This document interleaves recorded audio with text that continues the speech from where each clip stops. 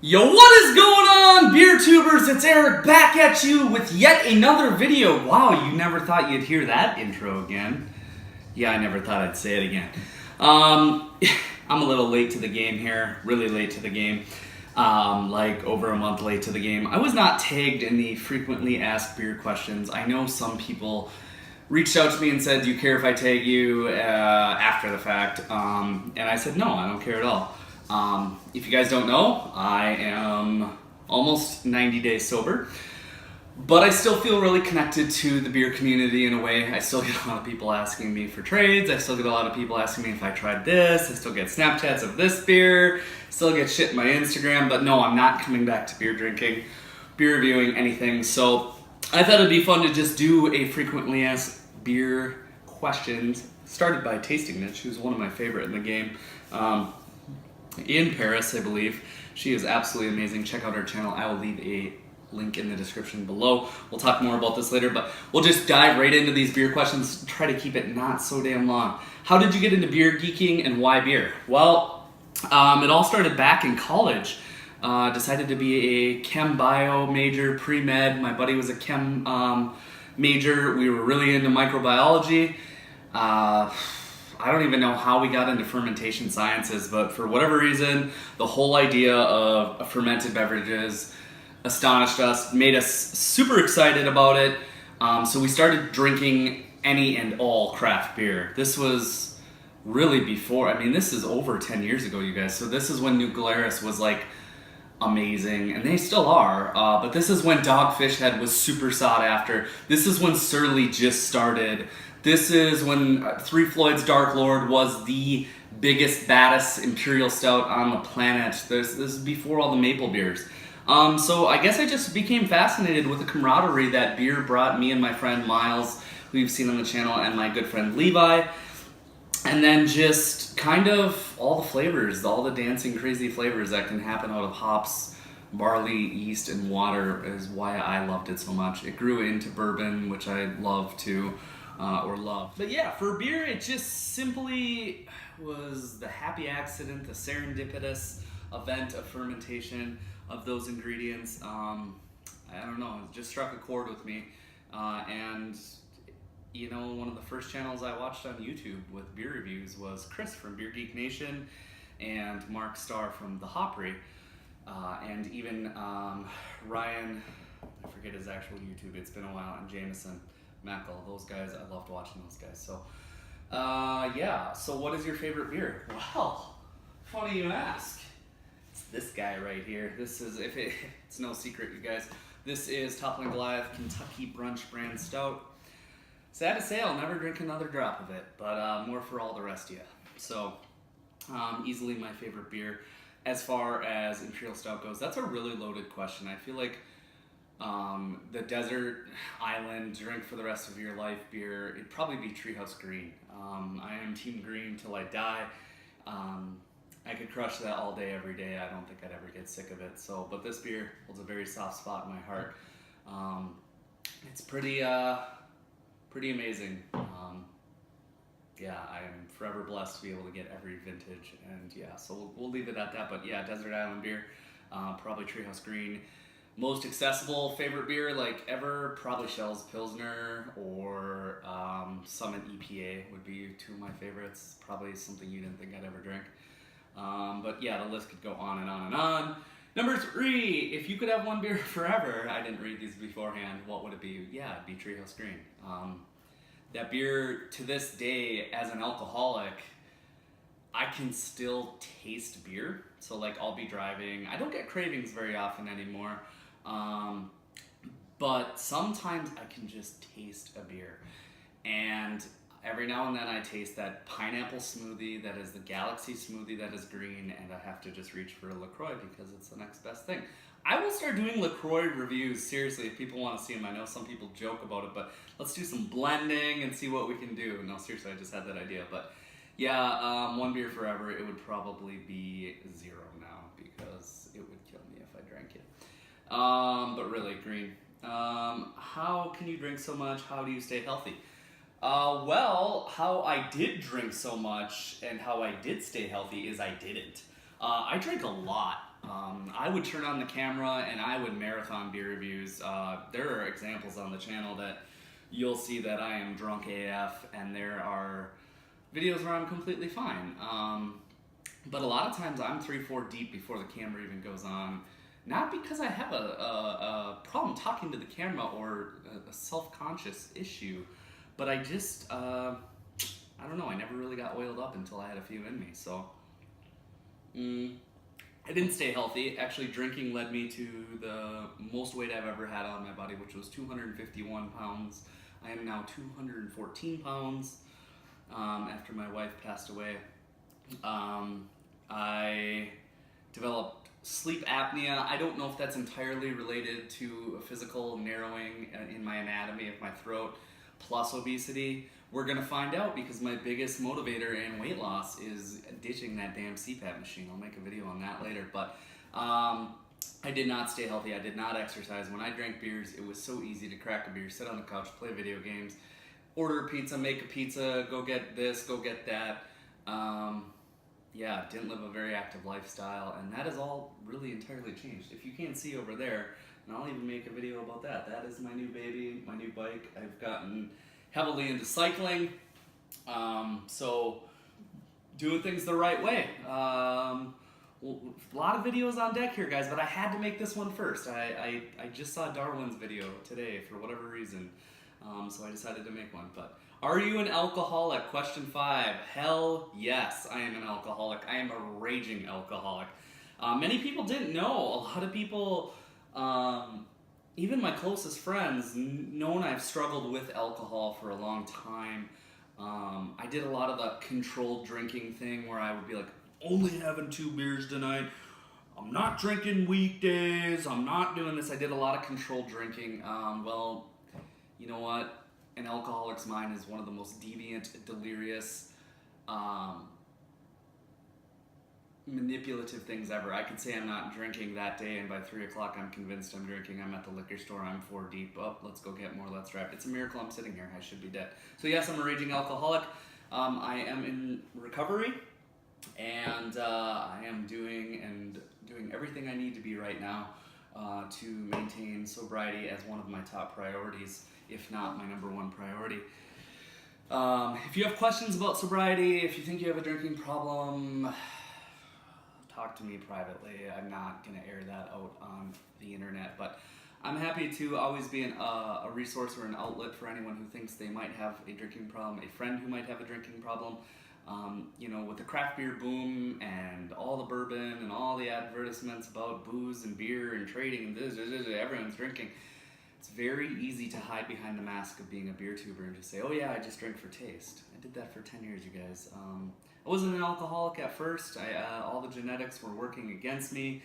But really, I started wondering in about 2012, right when I turned on the camera, do I have an alcohol problem? Well, yep, sure did then and sure do now. So my name is Eric and I'm still an alcoholic. So with that said, yeah, we'll leave it at that. What is your favorite ingredient? Well, I assume they're talking beer ingredient, brewing ingredient. Well, it might be maple syrup. But no, as far as like the 4 go, I think it's really easy to say hops nowadays in 2017 with the IPA craze, the hazy IPA craze. Yeah, I love hops. I love juicy IPAs. I love non-juicy IPAs. But one of my favorite things was yeast. Simply because you can do so much with yeast, and yeast is the foundational backbone of what makes those hops shine so much. I mean, it's amazing. All the different strains, spontaneous fermentation, yeast was definitely it for me. I still have lambic homebrew that I need to bottle, so that is going on 3 years old in July.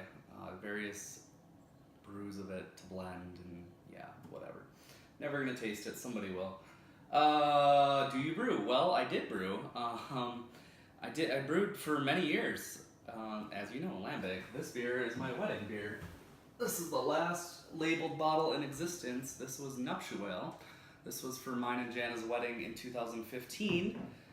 Bless her heart. We're coming up on 3 months without her.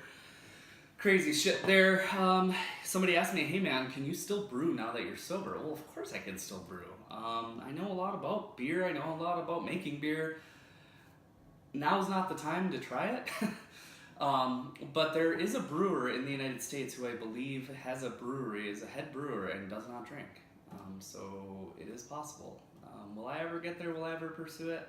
I don't think so. I think there's different outlets and energy places that I can, and new passions that I can do that are more helpful to society as a person, whether it's making content about healthy eating or biking. I mean, there's a lot of different ways, you know, dealing with grief. There's so many different ways I think I'd rather spend my time and money. So sorry if you wanted to see me be a sober brewer. Maybe I'll brew one batch and then I'll let my friends taste it and we'll put it on the channel. But what was your first beer? That is a really difficult question.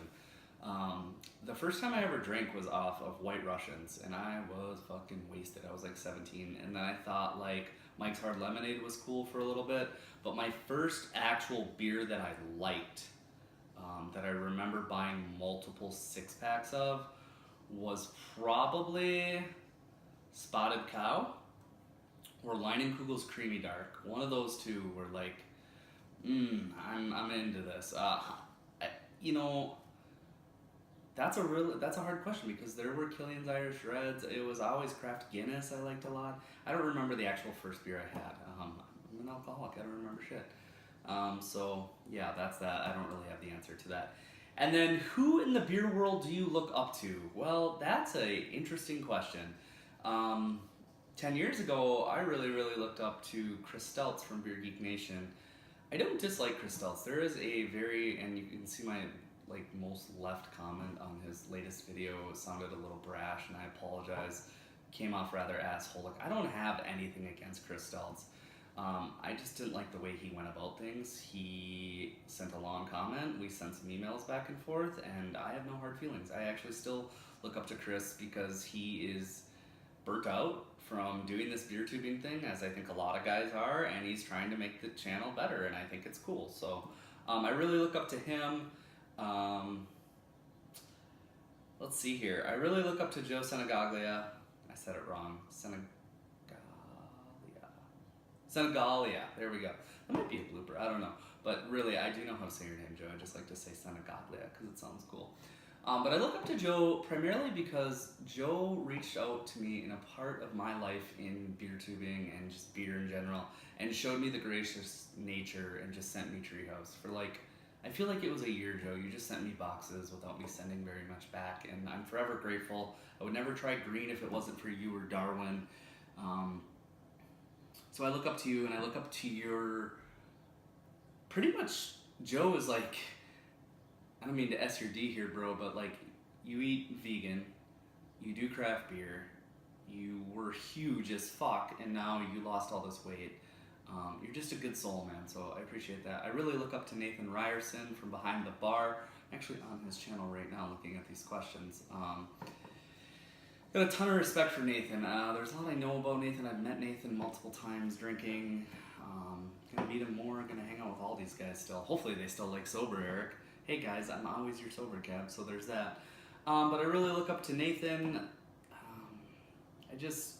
Somebody who took YouTube beer tubing, like, I think he's like the newest, other than All Things Beer, who just gets crazy views. He's awesome too.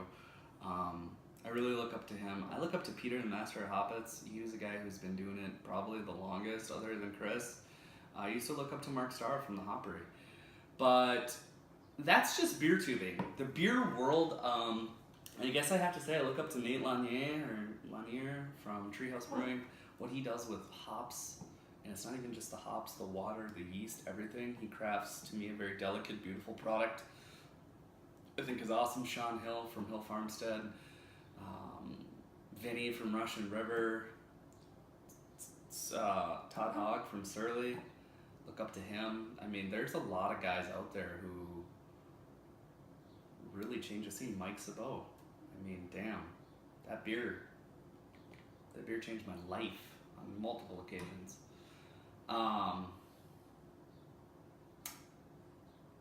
Yeah, I'm probably forgetting a million people.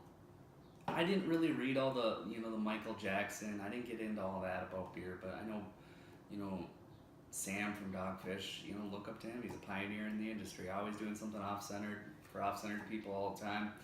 But I think that one of the number one people I look up to in beer is Michael Tansier, or the Mad Fermentationist, strictly for the fact that he's a damn good brewer who never went pro. I like the fact that he's always remained a home brewer. He basically started Modern Times, at least their recipes, and sent them going. And I don't know what their relationship is, but I always visited his page before for recipe ideas, just thinking about it. Yeah, I look up to Tasting Nitch. She's really great too, because she's the whole reason I'm doing this video. And I like the fact that she is in France and she has more communication with beer tubers in this scene today than people in America, and that's awesome. So thanks, Nitch. And I look up to all you beer geeks who fucking turn on the camera and watch me for ungodly amount of minutes. So with that, I'm out, guys. At least as far as the FABQ goes. This right here, guys, is some new audio recording equipment. So many of you have been begging me for a mic. I've got the laptop, the professional style laptop. The camera, the official camera, is on its way. I can do everything with my iPhone and all this stuff here. So we've got a lavalier mic. We've got a H4n Pro here. We're gonna go big time here. This isn't gonna be the only backdrop. I've got a vlogging camera right over there. It's 720p, so sorry. But yeah, thanks so much for still supporting me on this channel for so long. I appreciate it. So with that, I'm out.